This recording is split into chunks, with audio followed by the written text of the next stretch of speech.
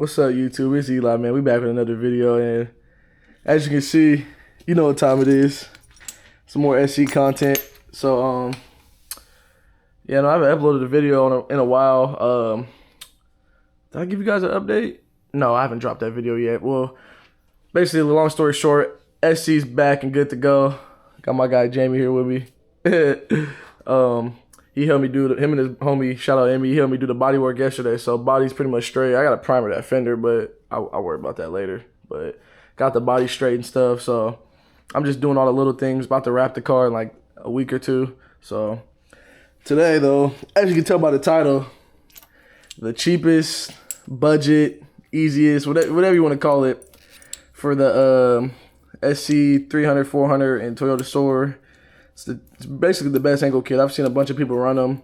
It's done them great. I think it adds up to 50 degrees. There's like 2 settings. I'll go into detail in a second, but basically I got this off of Agile Performance. They're based in New Zealand, so I think online their kits, it's in New Zealand dollars, so it kind of converts. But I think after shipping and stuff, I'm pretty sure this comes out to like, I want to say around $400.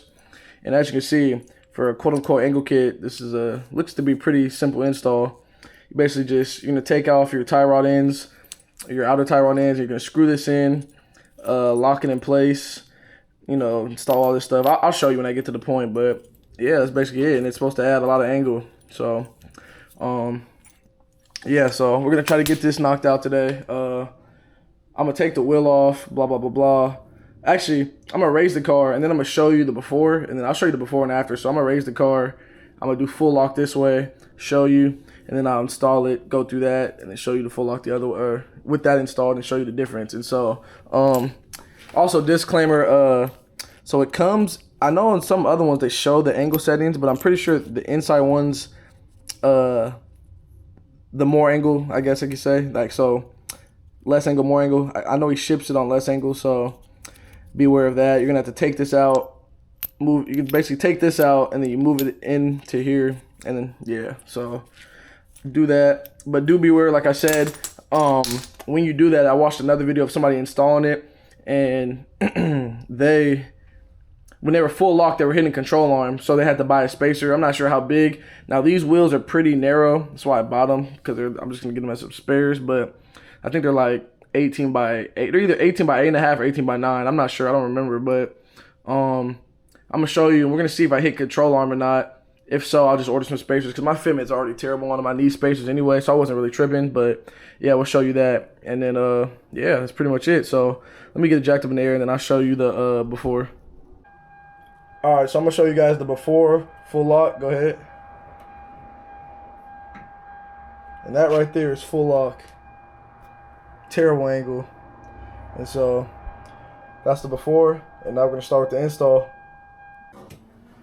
Alright, man, so we back. So at this point, you're gonna raise the car, take off your wheel, so on and so forth, remove your caliper and your rotor, and now would be a good time to do these. So if you have any stripped lugs, broken lugs, now would be a good time. All you basically do is take a hammer, beat it out. As you can see, I put this one in and it didn't even seated enough, but it doesn't really matter. It's stripped anyway, so I'm going to throw a new one in there. I'm going to beat that out.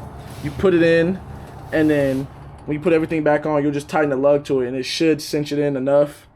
I'll show you after, but yeah, that's basically what you do. It's pretty straightforward. And then the first part of the angle kit is taking off this brake shield, and it's not looking too good. I'm seeing they're like the star things, or the star pattern, so excuse me, but yeah, so I think I have them. I'm not too sure. I gotta go look, but there's so much corrosion in there. I'm gonna have to WD-40 all that, and then yeah, hopefully I'm gonna PB blast them, because I heard they're known to strip, and it looks like there's a good amount of them. So, and I don't feel like dealing with this for a long time. So yeah, so take off your brake shield, however you want to do it, and then I'll pick it up when I get to the next part. All right, I thought I'd show this for y'all, because I know a lot of people have to cut it out, and that takes forever. So, yeah, let me take this bolt out.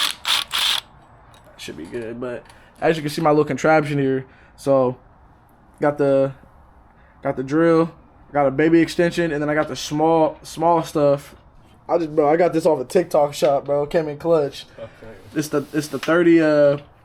Actually, yeah, no, it's the 30 star, I think, or it says 1/4. So 1/4 star, baby extension, bro. Just you feel me? Just get it out. I PB blasted or WD-40'd it. And yeah, that's gonna make life a lot easier. I still don't know how it comes apart. I think I'm gonna have to cut it still. Yeah, I think you have to cut it somewhere right there, and it'll just come off. So if you have trouble getting those bolts out, or if it brings you any trouble, yeah, that's your solution. So yeah, I'm gonna get the rest of these out, then I'll pick it up. All right, so we finally got that off. Not fun at all. I thought the bolts is what people get stuck on, but from dealing with that, it's not the bolts. It's cutting that dust shit off after you get all the bolts out. So what I did was I snipped it from the side that you take or you'll see there's an easy side where you can snip the ring on the inside. I snipped that, and then I just started slowly working my way down the other side just so it can break off into two. It took me like 10 minutes. I took out the angle grinder, but it didn't really help me. It's too big. If you have a Dremel, it'll probably help you, I think. But yeah, so after you do that, you're basically ready. If I were you, if yours looks like this, mine's got grime and stuff, I'd clean all that. And then we'll start to actually get to the actual angle part kit. I already took the bolt off, so what you're gonna do next is, if you want us to go to the next step, is take off this bolt, and then we'll prep the angle kit, get the Loctite ready, and then we'll get ready to get everything on there. Alright, so time for the install, and basically it's gonna go on like this. If you're looking at it up and down, obviously it's gonna come in, that bolt goes through here, this comes above, this sit above, and then you have that little thread pitch there. You're supposed to drill and tap into this, but I've heard a bunch of people say that they just tighten it down all the way, so that's what I'm gonna do. And then obviously you're gonna twist this onto the end, and then yeah, you're gonna install it. Make sure your wheel's straight. If you're doing both at the same time, or you have both wheels in the air, make sure your wheel doesn't move. I have the other wheel or the other tire still on the ground, so I'm gonna just make sure it's straight as can be. Install it, and then yeah, and we'll go from there, man. So I'll pick it up when I get it halfway installed, and I'll show you all the progress. Alright, so I got it installed, and as you can see, this little spacer right here, if you see that, I don't know what that's for. I checked the website. When they have it like installed on the knuckle, it's not there. I don't know if that's just a placeholder. I don't really know. But to what I know is it doesn't look right on the car. It doesn't really fit nowhere, so I'm not going to use it. And so make sure you get your rail Loctite. And how I'm going to install it is make sure, you know, your steering rack's straight and everything looks good. Everything's lined up. I made sure these are flush, basically, when it's bolted up. So first, I'm going to Loctite this, tighten that down. Torque spec, very tight. You feel me? But, excuse me. I don't know why I've been burping so much, probably that soda, but, so tighten that, red Loctite, and then I'm going to do this. Yeah, I'll do that, red Loctite, and then finally, I'll do a lot of red Loctite this, and they both have cotter pins, so I got some cotter pins. Make sure you put those in, and then like I said with this, I'm gonna just tighten that down until it doesn't move no more. And yeah, so I should have did the time lapse. That's what my bro was saying, but next time. So I'm gonna get these installed, and then I'll pick it back up in a second. All right, man. So we got everything installed here. Got the cotter pins in. Everything's Loctited. Make sure these are all tight. Got a cotter pin in here. And lastly, you just want to make sure you tighten up the nut on both ends. Hold this with one, tighten up the other, and then you're basically good, man. I'll show you when I get everything back on. I'll show you how much angle you got. All right, man. So we back, and angle kit's finally installed, and it's insane, man. Hey, bro, go full lock. Like, come on, bro, that's insane. So I showed y'all the before, so this is basically the after.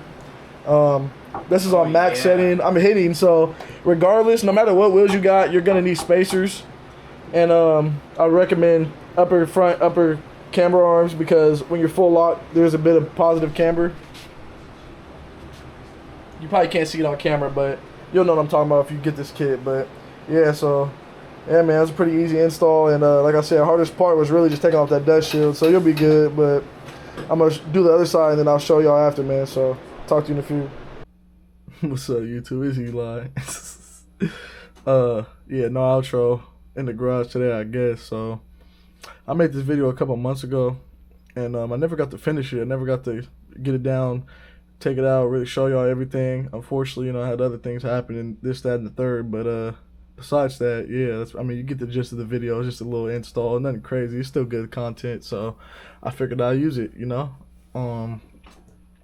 So I guess oh, well, actually, before I go on, two disclaimers. One, I was pretty sick in this video, so if I sounded weird or super congested, that was why. And two, when I was talking about that bolt, that Allen bolt, when I installed it going in this way. So when you put the rotor on, when the rotor was spinning, it was hitting the outside. I don't know, one of them was hitting, the other one wasn't. Basically I installed it backwards, so I didn't record or say anything because like I said, I didn't know until a couple weeks later when I actually took it out. But yeah, I had to take them all out and just swap sides. So whenever you install it, make sure that Allen bolt that you tighten comes in towards the knuckle and not towards the rotor, if that makes sense. And yeah, besides that, you'll be golden. And yeah, that's pretty much it, man. Like I said, next video is gonna be even crazier than this one. This is not, like I said, it's not too crazy, but the next video is gonna be pretty wild. You guys really like that. And yeah, I gotta get back into uploading more. It's so like people really don't realize until you really try it. It's so hard to stay consistent on YouTube, but I'm gonna keep trying, man. So I hope y'all really enjoyed this, and yeah, see you next time. Peace.